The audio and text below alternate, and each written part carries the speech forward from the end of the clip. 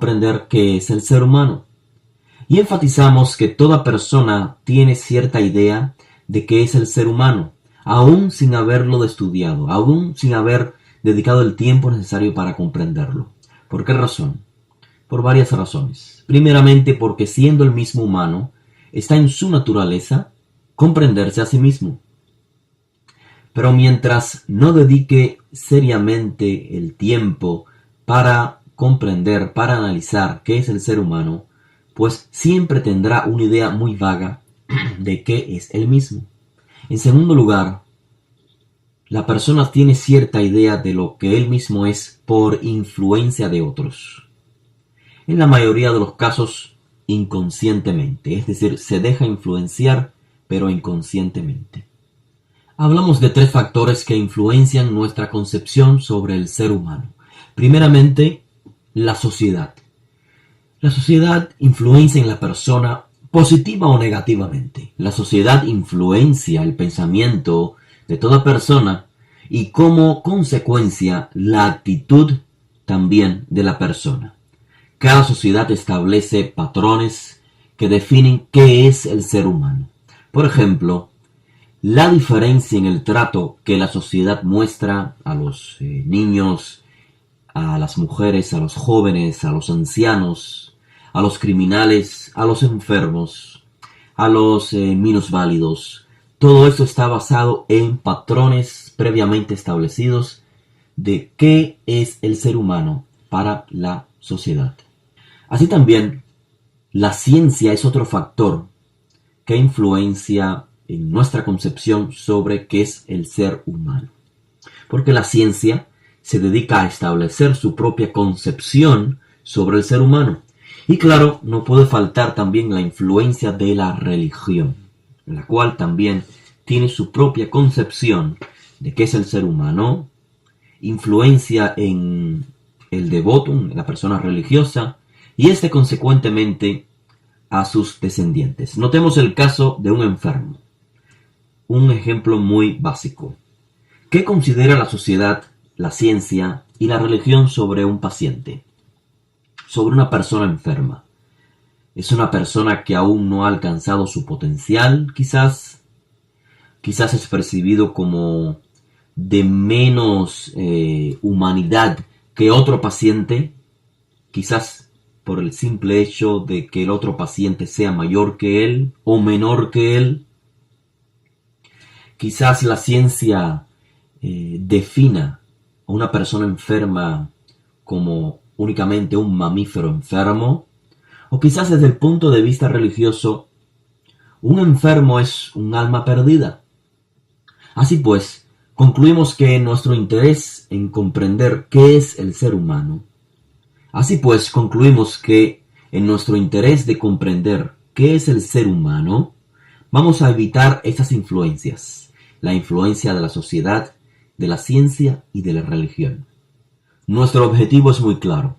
¿Qué es lo que dice el texto de la Torá sobre el ser humano? Así que, aunque evitamos otras influencias, obviamente, claramente, vamos a estar influenciados por lo que dice el texto de la Torá. Y debido a que la naturaleza del ser humano es mencionada en el acto de la creación, según el libro de Bereshit, entonces, en este contexto, dijimos en la conferencia que la Torá tiene 2 puntos esencialmente diferentes a otras narraciones transmitidas en otras tradiciones u otros pueblos sobre la temática de la creación. Por ejemplo, hicimos mención del hallazgo de Numa Elish. Numa Elish es un mito babilónico sobre la creación del mundo que data del siglo VII antes de la era común. Este relato sobre la creación es de tendencia etnocéntrica. En el mismo acto de la creación, el creador de este mito babilónico crea a una etnia en particular, en este caso los babilonios. Y todo eso se contrasta en la narrativa de la Torá de manera muy clara. ¿Por qué? Porque la Torá, en el contexto de la creación, no se enfoca en una etnia en particular. La Torá no se enfoca en los orígenes de Israel, sino hasta secciones, capítulos posteriores, después de la creación. Ya después que el Creador formó todas las culturas y todas las diferentes lenguas. De esta manera, la creación, según el texto de Bereshit, incluye a todos los pueblos, a todas las lenguas, y nos informa que todos los seres humanos, todos los animales, estamos hechos de un mismo barro. La materia prima es la misma. Y así es escrito en Bereshit 2:7. Vayetzer Hashem Elohim et Adam afar min ha'adama. El eterno Elohim formó al ser humano polvo de la tierra. El ser humano, dice el texto, no Israel. Israel aparecerá en el texto, como ya dije, en capítulos posteriores, pero fuera del contexto de la creación. Ahora bien, siendo la Torá un documento entregado por tradición al pueblo de Israel, es inevitable que la composición de la Torá sea adaptada de cierta manera al pueblo de Israel. Es inevitable que la Torá se adapte, la narrativa, la manera en que se escribe, que se exponen los conceptos y las ideas, está adaptado al pueblo de Israel, o sea, al receptor. Sobre todo en el idioma hebreo. Pero además, sabiendo que el idioma, el lenguaje, es el resultado del pensamiento del ser humano, así pues, en este contexto, también el texto de la Torá está presentado de tal manera que el pensamiento hebreo capte el mensaje de una manera clara y concreta. Y en este contexto mencionamos que el pueblo hebreo se caracteriza, así como otros pueblos vecinos, pueblos semitas, por tener un lenguaje basado en conceptos concretos. Esto en contraste al lenguaje abstracto que influenció la cultura griega en diferentes pueblos del mundo. Y para comprenderlo de mejor manera, usamos el ejemplo del concepto amor en español. ¿Qué significa amor?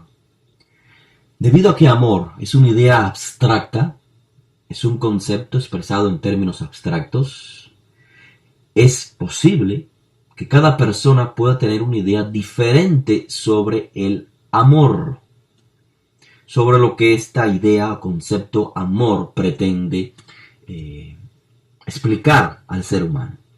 Porque es un concepto abstracto, es decir, es una idea abstracta, es un concepto que no se ve, que no se palpa, es una idea y nada más. Por lo tanto, cualquier persona puede crearse una idea, una explicación de lo que es el amor. Sin embargo, esto no ocurre en el concepto hebreo ni en el idioma hebreo. Porque el término equivalente a amor es Ahava. Ahava es un concepto expresado en un lenguaje concreto. Ahava en hebreo viene de la raíz Hav. Hav significa dar. Entonces, fácilmente podemos comprender quién es el que ama, el que da. ¿Cuándo sabes que alguien ama? Cuando da. Cuando esa persona da atención, da tiempo, da asistencia, da manutención, da espacio, da caricias, etcétera, etcétera.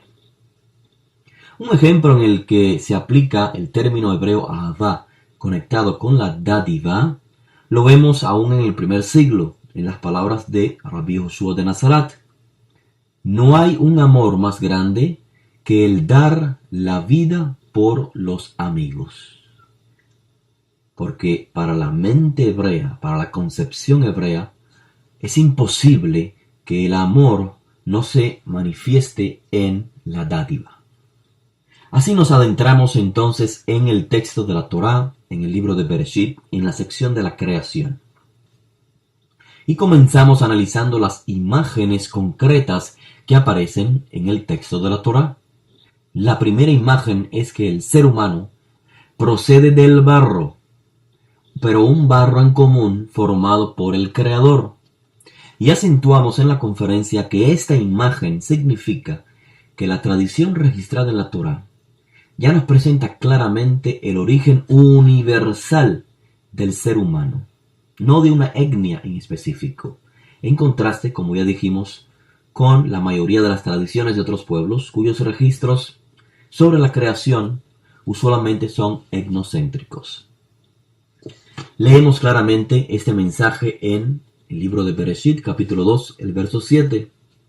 El Eterno, Elohim, formó al ser humano polvo de la tierra y sopló de su nariz el aliento de vida, y fue el ser humano un ser viviente.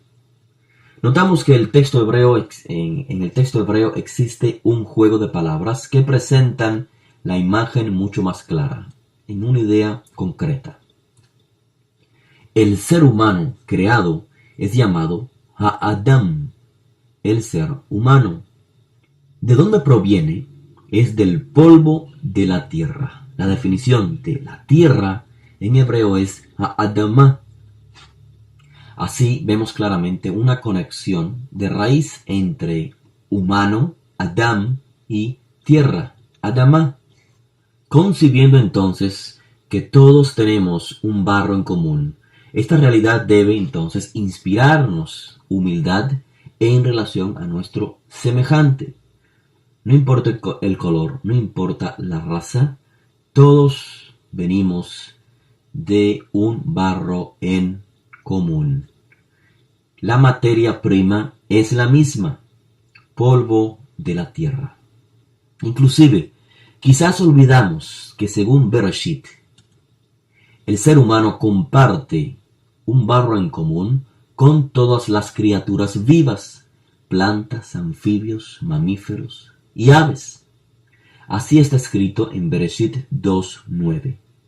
El Eterno, Elohim, hizo brotar de la tierra todo árbol. Se usan exactamente los mismos términos hebreos. Min ha'adamah, de la tierra, de donde mismo provino el ser humano.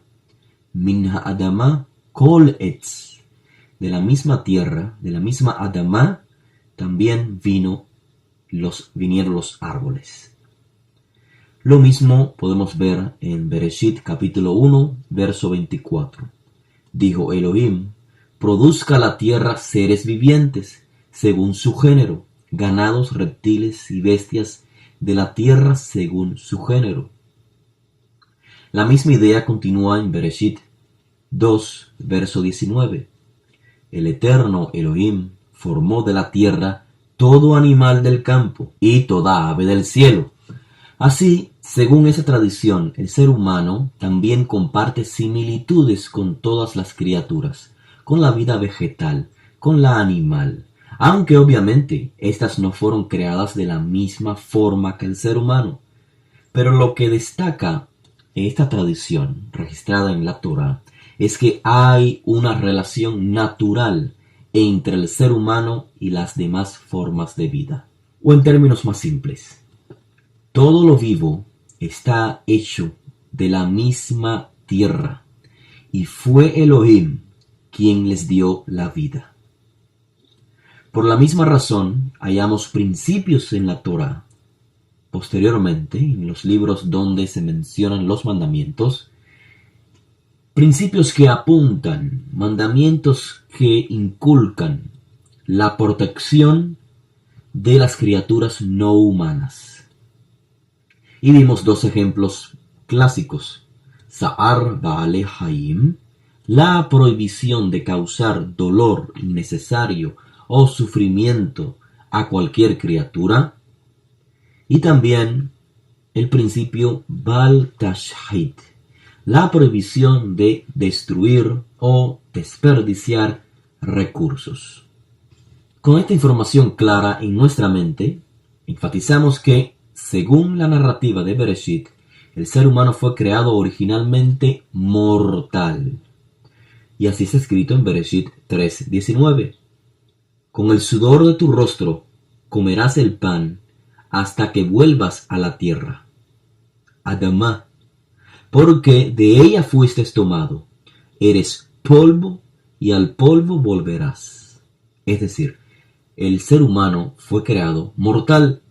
La inmortalidad estaba en dependencia, en el texto de Bereshit, del acceso al árbol de la vida. Pero una vez que el ser humano adquirió el conocimiento del bien y del mal, pierde el acceso al árbol de la vida y entonces la muerte viene a ser la normativa para el ser humano. Concluimos hasta aquí diciendo que la tradición que encontramos en el texto de Bereshit tiene como propósito hacer que el ser humano se vea obligado a reconocer que hay una relación de interdependencia, que todos dependemos de todos y que cuando mantenemos una relación sana entre todos, es decir, entre los seres humanos, los animales y el medio ambiente y obviamente con el Creador, el Hacedor, quien nos formó y quien sopló aliento de vida, entonces podemos decir que estamos viviendo una vida con sentido. La vida con sentido solamente es percibida si nuestra relación con el Creador, con los humanos, con los animales y el medio ambiente es sana. Es lo mismo que vivir una vida en sincronía con la voluntad del Creador. Pasamos entonces a la segunda imagen sobre el ser humano presentada en Bereshit. La primera es que todos provenimos de un mismo barro. Pasamos a la segunda imagen sobre el ser humano presentada en Bereshit. La vida del ser humano es escrita como un aliento en común, un aliento que es aliento de vida proveniente del Creador. Así está escrito en Bereshit 2:7, que ya hemos leído en más de una ocasión. El Eterno formó al ser humano del polvo de la tierra y sopló en su nariz aliento de vida, traducido como Nishmat Hayim. Fue el ser humano un Nefesh Haya, un ser viviente. El texto nos informa que Elohim dio un aliento de vida a todas las criaturas y dio de su propio aliento en la nariz del ser humano, con el fin de que éste pudiera vivir, otorgarle la vida. Y es aquí donde los estudiantes deben poner mucha atención, porque estamos hablando de tres expresiones usadas en el texto de Bereshit para referirse a lo que en español se le llama simplemente aliento de vida. Y son precisamente esas tres expresiones las que han sido usadas para fomentar la creencia en un alma inmortal que el ser humano posee y que por ende no solo sigue viva después de la muerte, sino que esta alma es la verdadera identidad del ser humano, en contraste al cuerpo. Y de esta manera se separa la identidad del ser humano en cuerpo y alma. Es decir, yo no soy el cuerpo que está limitado a tiempo y espacio, yo soy el alma que es inmortal. Pero entonces, ¿cómo comprender el concepto de Tehiyat Ametim, la resurrección de los muertos? Es decir, si yo no muero porque soy el alma inmortal, ¿qué sentido tendría entonces la resurrección de los muertos? Esta idea es muy similar a la idea griega, en la cual el alma es la verdadera identidad. Por lo tanto, cuando muere, no existe en el concepto griego resurrección, porque el alma nunca muere, el alma sigue viviendo tras la ausencia del cuerpo. Sobre esta temática hablaremos con claridad en las próximas conferencias. Ahora veamos las tres expresiones hebreas, traducidas usualmente en español como aliento de vida. Primeramente analicemos Nefesh Haya, usada en Bereshit 1:30 por primera vez. Y el texto dice así: y a todo animal de la tierra, a toda ave de los cielos, y a todo lo que se mueve sobre la tierra, todo lo que tiene Nefesh Haya, les he dado toda planta verde para alimento. Aquí lo que primeramente nos llama la atención es la forma en que se emplea el término Nefesh Haya. Dice el texto, todo lo que tiene Nefesh Haya les he dado la planta verde para alimento. Aquí el término Nefesh Haya es traducido usualmente en la mayoría de las traducciones como aliento de vida. Es decir, todo lo que tiene aliento de vida puede ingerir la planta como alimento. Pero en Bereshit capítulo 2, verso 7, dice que el ser humano, cuando recibió Nishmat Hayim, el aliento de vida, vino a ser Nefesh Haya. Y usualmente se traduce acá como vino a ser un alma viviente o un ser viviente. Entonces, el ser humano vino a ser un Nefesh Haya, según Bereshit 2.7, o el ser humano tiene Nefesh Haya, según Bereshit 1.30. La respuesta está en comprender el significado hebreo del vocablo Nefesh. Su significado primario es garganta, es cuello, es tráquea o vena yugular. Es decir, en conclusión, su significado más básico, porque obviamente Nefesh tiene varios significados en dependencia del contexto, pero esencialmente lo que significa es, su raíz etimológica viene de el conducto por donde pasa tanto la sangre como el aliento. Así pues, una manera de comprender y armonizar ambos textos, Bereshit 1.30 y Bereshit 2.7, recapitulo, un texto dice que el ser humano vino a ser Nefesh Haya, y el otro dice que los seres vivos tienen Nefesh Haya. ¿De qué manera armonizamos ambas conclusiones, ambas exposiciones sobre el término Nefesh Haya? Podemos armonizarlos comprendiendo que Nefesh Haya significa una forma o un sistema corporal de vida. Una vida basada en un cuerpo. Porque el Nefesh implica el cuerpo. Haya a la vivencia, a la existencia. Un ser con garganta, con yugular, con tráquea, con pulmón, y estos en funcionamiento, en vida. Así pues, Nefesh Haya, de manera más simple, es la realidad que experimenta una vida basada en un cuerpo. Nefesh Haya, repito, puede comprenderse como la realidad que experimenta la vida basada en un cuerpo. Volvamos ahora a los textos y comprendámoslos de esta manera, basado en esta definición que acabo de dar. Bereshit 2.7. Entonces el Eterno Elohim formó al ser humano polvo de la tierra y sopló en su nariz Nishmat Hayim, aliento de vida, y fue el ser humano Nefesh Haya.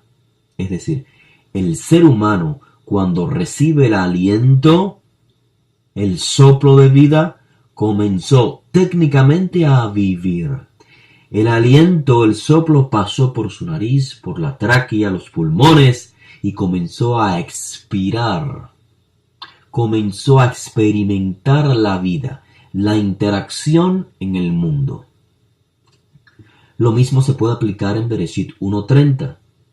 El texto dice, y todo animal de la tierra, toda ave de los cielos, y todo lo que se mueve sobre la tierra, todo lo que tiene Nefesh Haya. Quiere decir, todo lo que tiene un sistema de vida, una garganta, yugular, tráquea, pulmón, todo ser que experimenta la vida en un cuerpo. O más sencillo aún, si queremos, todo ser que vive. Pero no podemos olvidar que no existe vida. Según Bereshit, no se concibe la vida de los seres fuera de un cuerpo. Ahora bien, recalcamos también en la primera conferencia que el término Nefesh Haya no es exclusivo del ser humano.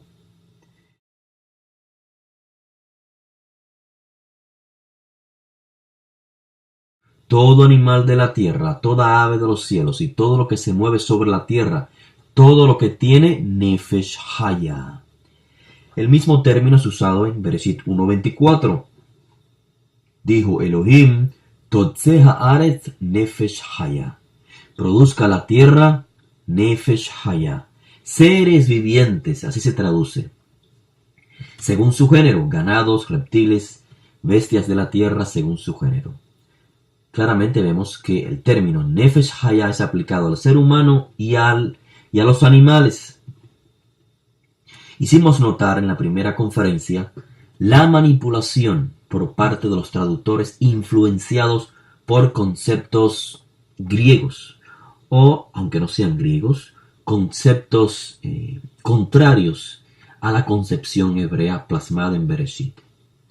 Según el texto de la Torá, tanto el ser humano como el animal tienen Nefesh Haya. Sin embargo, los traductores no lo concibieron así, y por ello cuando el término Nefesh Haya fue empleado en hebreo para los animales, la traducción era criatura viva. Pero cuando es empleado para los seres humanos, traducen alma viviente o ser vivo. La segunda expresión hebrea traducida como aliento de vida es Nishmat Hayim. Aparece en Bereshit 2:7. Hashem sopló en la nariz del ser humano Nishmat Hayim. ¿Pero qué significa Nishmat Hayim? Traducido como aliento de vida o respiro de vida. Su significado primario es respiración, haciendo referencia a la mecánica del ser humano de inhalar y exhalar, como se expresa en el libro de Teilim 150. Kol ha-neshama tehalel, todo lo que respira, alabe al Eterno. La razón por la que se llama Nishmat Hayim es porque este aliento proviene del Creador y es el que hace vivir a los seres humanos, implicando así la naturaleza misma de la vida. Es decir, para estar vivo se necesita respirar. También enfatizamos que este Nishmat Hayim, este aliento de vida, lo tenemos en común con los animales, como está evidenciado en el libro de Job, capítulo 34, desde el verso 14 al 15. Im yasim elav libo, rujo benishmato elav yesov. Si él determinara hacerlo así, si hiciera volver a sí mismo su ruach, aliento, su aire o su espíritu, y su neshama, venishmato, y su aliento y su respiro, toda carne a una perecería, y el hombre volvería al polvo. Toda carne, no hace referencia únicamente al ser humano, sino toda carne. La tercera expresión hebrea traducida como aliento de vida es Ruach Hayim. Se usa por primera vez en Bereshit 7:15. Entraron con Noach en el arca de 2 en 2, toda carne que tiene Ruach Hayim, aliento de vida. Hicimos notar una gran similitud que existe en este verso, Bereshit 7:15 y Bereshit 1:30.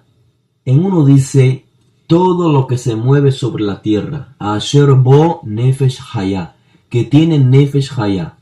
Y en el otro dice, Kol basar asher bo ruach hayim, toda carne que tiene ruach hayim.